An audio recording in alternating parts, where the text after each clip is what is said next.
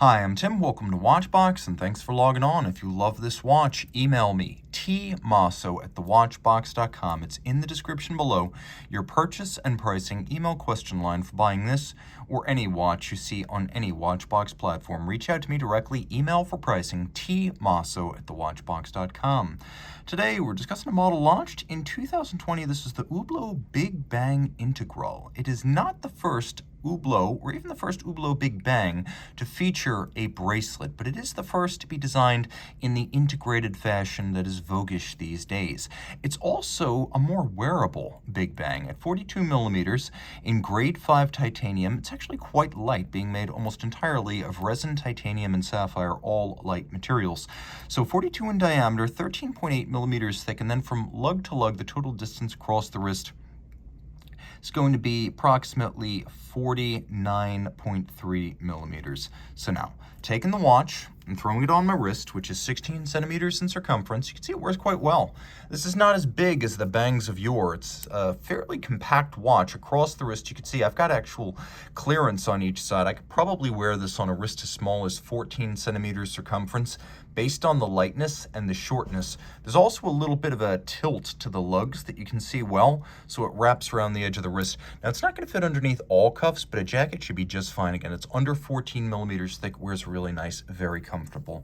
The bracelet's nicely made. Like the case, it's made of grade 5 tie, which has the advantage of being both lighter than steel and more scratch resistant than standard steel. You know, when you see polish in general, it's going to be grade 5. So the bracelet breaks no new ground aesthetically, but it is handsome, and true to the name of the watch, it is integrated into the shape of the lugs.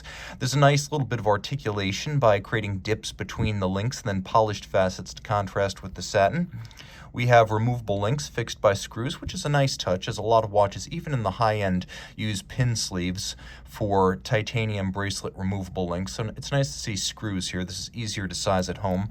We have a titanium clasp with twin trigger release and double deploying action. You can see it is polished and satinated. And then we rolled the case, and this is where it is most conventionally Hublot. You can see it has a bit of a stacked appearance with the case back and mid case, the bezel gasket, and then the bezel itself. We have polymer crowns on the chronograph pushers, and you can see the chronograph pushers themselves feature a combination of polished beveling and satin primary finish. The dial is surrounded by a bezel that is polished on its side, vertically satinated on its top, and then the bolts are alternately media blasted and polished. Each one has a little bit of an H pattern inside because this is Hublot, and they don't want you to forget who made the watch. You can see the same treatment on the outer face of the crown.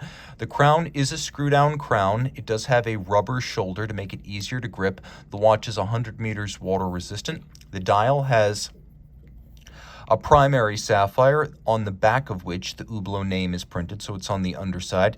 You can see then that there's a secondary sapphire inside of the minutes register for the chronograph, and you can also see inside of that we have the date, which sits stealthy on a little black base. You can see that the date's actually a skeletonized wheel that runs all the way around the dial.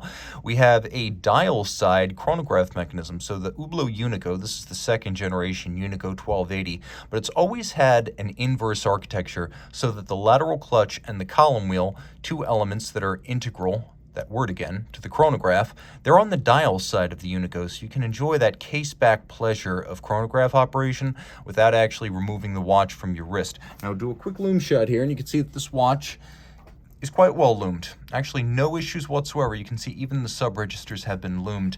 One feature that I particularly like is the fact that the sub-register for minutes goes up to 60. Most chronograph registers stop at 30. Now, the watch does have a flyback chronograph function, so you can restart it, actually stop it, reset it, and restart it all with one push of the trigger. You don't need to first stop it. Of course, it has a column wheel for crisp operation of the chronograph, and it has a lateral clutch, which is aesthetically pleasing and very traditional. We have hacking seconds if you desire to stop the movement set against a reference time, and there is a quick set for the date. Turn the watch over. You can see this is the Unico HUB 1280. It's thinner than the original Unico. It debuted back in 2018, designed for smaller Big Bang and Classic Fusion watches. So whereas the original Big Bang is about 8.05 millimeters thick, this is about 6 0.75 millimeters thick. So it's a much thinner movement, but technically it's identical. It's an automatic winder with a 3-day power reserve. It pivots on 43 joules. It has a 4 hertz beat rate, so 8 beats per second, stop second, quick set date, flyback chrono, column wheel, lateral clutch, and you can just barely see it right here, but the escapement is unlubricated and full silicone, both the anchor and the escape wheel, for improved performance in between servicings. It says full adjusted, which I take to mean 5-position adjustment. Then we've got Edicron for fine adjustment, as well as super fine adjustment by a rack and pinion screw system. A very technically accomplished in-house movement made by Hublot for this, the Hublot Big Bang Integral. Reach out to Team Mosso at thewatchbox.com for purchase and pricing details.